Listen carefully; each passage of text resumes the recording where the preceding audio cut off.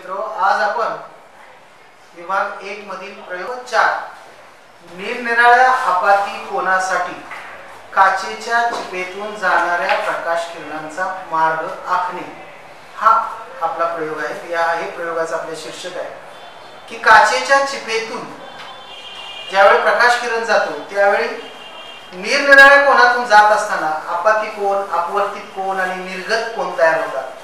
या निर्गत कोनांची मापे घेऊन त्यांचे निरीक्षण करणे हे या प्रयोगाचा उद्देश आहे। थोडक्यात निरनिराळ्या आपाती कोनासाठी काचेच्या चिपेतून जाणाऱ्या प्रकाश किरणांचा मार्ग आखणे, आपाती कोन, अपवर्तित कोन आणि निर्गत कोन यांची मापे घेऊन त्यांचे निरीक्षण करणे हे या प्रयोगाचे उद्दिष्ट आहे। यासाठी लागणारे साहित्य आहे आपल्याला माझ्यासमोर आहे ड्रॉइंग बोर्ड, हा या ठिकाणी लावलेला आहे। ड्रॉइंग बोर्ड आपल्याला सर्वांना दिसतोय। हा ड्रॉइंग पेपर आहे। ड्रॉइंग पेपर याच्या खाली हा ड्रॉइंग बोर्ड आहे। याच्यावरती मी ड्रॉइंग पेपर घट्ट करून घ्यायचा, साइडनं ड्रॉइंग पिना लावल्यानंतर तो घट्ट होतो। त्याचबरोबर काचेची चीप लागेल आपल्याला, ही काचेची चीप आहे आणि त्याला ग्लास स्लॅब म्हणतात। टाचण्या लागतील, पेट्री डिश मध्ये मी या ठिकाणी टाचण्या ठेवलेल्या आहेत आणि पेट्री डिश आहे, काचेची चीप आहे, ग्लास स्लॅब आहे आणि कंपोस्ट बॉक्स आहे। याच्या सहाय्याने आपण निरनिराळ्या आपाती कोनासाठी काचेच्या चिपेतून जाणाऱ्या प्रकाश किरणांचा मार्ग आखणे हा प्रयोग करायचा आहे। मध्यभागी मी काचेची चीप ठेवलेली आहे। काचेच्या चिपेच्या पहिल्यांदा मर्यादा रेषा अशा आखून घ्यायच्या, म्हणजेच पेन्सिल चारी बाजूने फिरवून हिच्या मर्यादा रेषा पूर्ण करून घ्यायची। काचेची चिप बाजूला ठेवायची, पट्टीच्या सहाय्याने या मर्यादा रेषा बरोबर जॉईंट करून घ्यायच्या। हे या पद्धतीने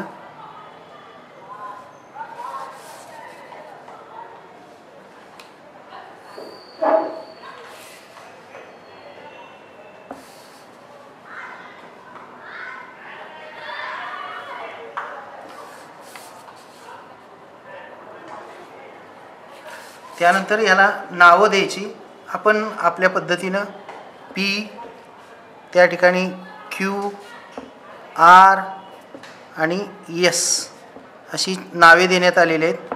ही क्लॉकवाईज किंवा अँटी क्लॉकवाईज घड्याळाच्या दिशेने किंवा घड्याळाच्या विरुद्ध दिशेने नावे द्यायची। त्यानंतर या पी या बाजूने, पी क्यू या बाजूवर 1-2 सेंटीमीटर किंवा 2 सेंटीमीटर 3 सेंटीमीटर मार्क करून खूण करून घ्यायची। त्या ठिकाणी ओ बिंदू स्थापून घ्यायचा। हा आपण इथं ओ बिंदू स्थापलेला आहे आणि इथं लंब टाकायचं। ओ बिंदूमध्ये आपण लंब टाकतोय। या पद्धतीनं याला नाव द्यायचं एम एन। नंतर कोन मापक घ्यायचं आपल्याकडे।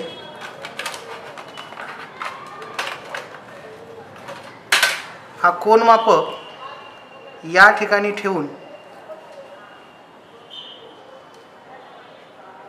30 अंशाचा कोन करून घ्यायचा आहे।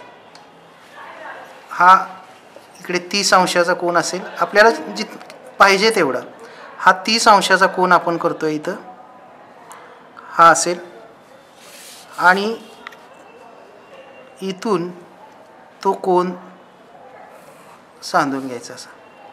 या पद्धतीने सावकाश अशी क्रिया करायची, म्हणजे 30 या ठिकाणी तयार झालेला या स्तंभिके एम एन या स्तंभिकेच्या जवळ हा जो आयकोन तयार झालेला आहे हा 30 अंशाचा कोन आहे।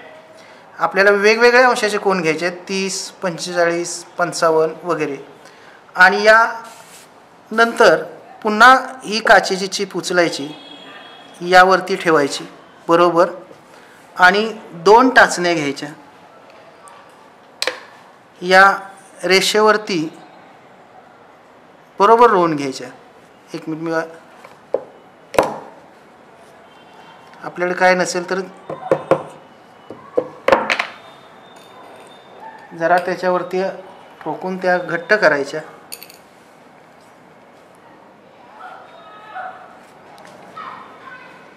आणि जर तिथं लाकडी ठोकळा आहे बघा, नाही.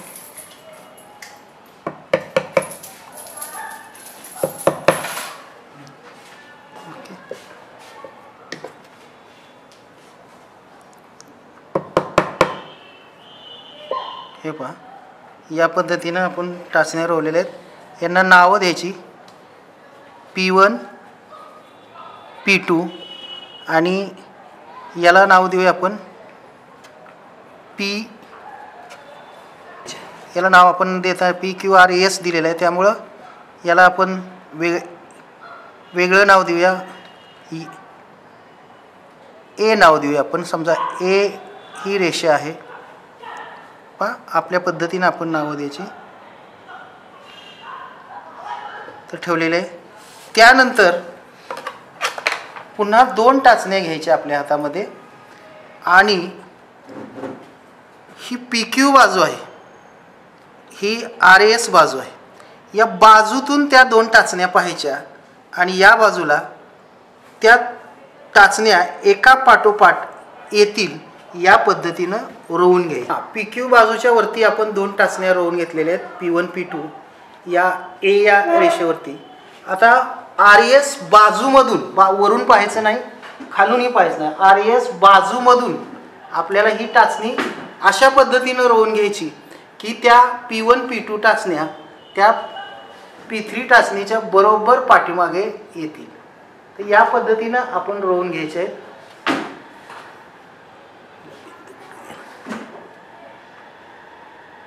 या रोवत असताना एक डोळा बंद करायचा आपला आणि रोवायची.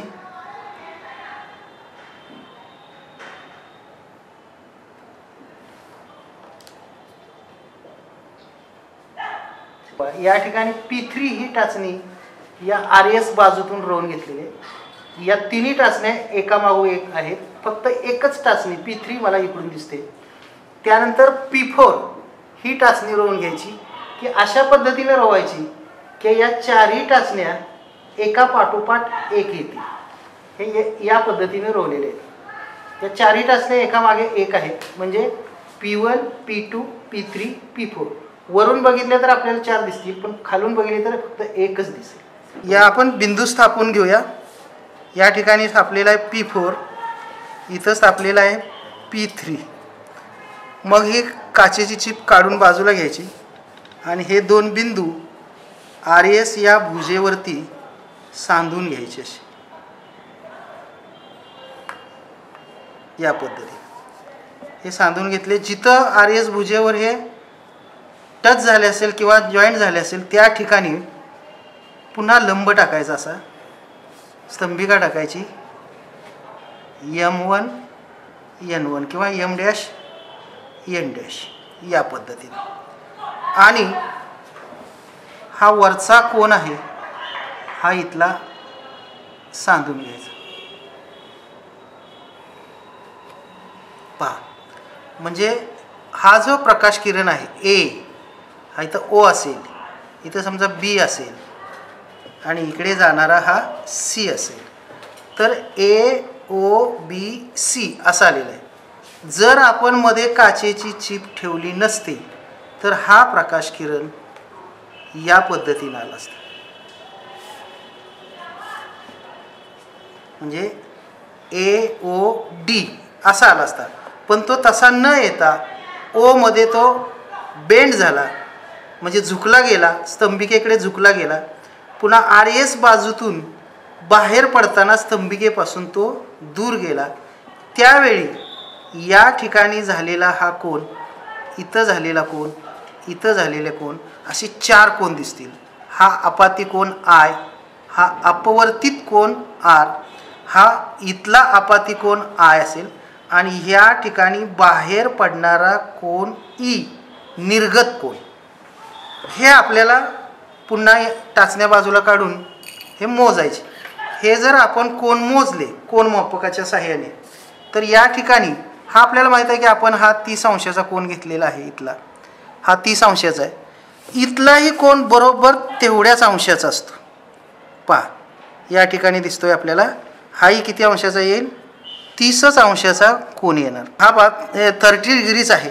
म्हणजे याचा अर्थ इथला आपाती कोन I इज इक्वल टू निर्गत कोन E, हे दोन्ही समान मापाचे. म्हणजे हाही 30 अंशाचा आहे आणि हा वरचाही किती अंशाचा आहे, 30 अंशाचाच आहे. मग इथला कोन मोजायचा. मग आपाती कोन, अपवर्तित कोन आणि निर्गत कोन हे तिन्ही कोन मोजायचे. मग इथला कोन मोजूया आपण. इथला कोन मोजताना पहा, इथं आपण मोजूया. इथं ठेवलेलं आहे कोन मापक, बरोबर घ्यायचं.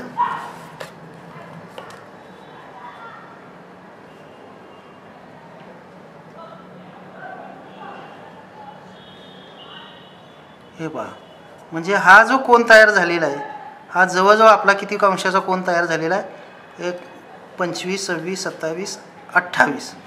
म्हणजे हा 28 अंशाचा कोन तयार झालेला आहे. 27 अंशाचा कोन तयार झालेला आहे. 27 अंशाचा कोन इथला असेल. या पद्धतीने हा आपाती कोन 30 अंश, 27 अंश आणि निर्गत कोन 30 अंश. हे 30 अंशाच्या कोनासाठी प्रकाश किरणाच्या मार्गाचं झालेलं विचलन आहे. त्यानंतर इथं 45, 55, 60 या पद्धतीनं कोन घेऊन हे आपल्याला कोन मोजायचे आहेत आणि त्याचे निरीक्षण तक्त्यामध्ये नोंद करायचे. ती नोंद या पद्धतीनं आपल्याला असेल की 30 अंशाचा कोन आपाती कोन असेल तर अपवर्तित कोन किती अंशाचा असेल, निर्गत कोन किती अंशाचा असेल. 45 असेल तर आपाती कोन किती अंशाचा, निर्गत कोन किती अंशाचा, याची निरीक्षणे या ठिकाणी नोंदवायची. आणि यावेळी आपल्याला असं दिसून येईल की माप कोन कोन I इज इक्वल टू माप कोन E, हे आपाती कोन आणि अपवर्तित कोन समान मापाचे असतात.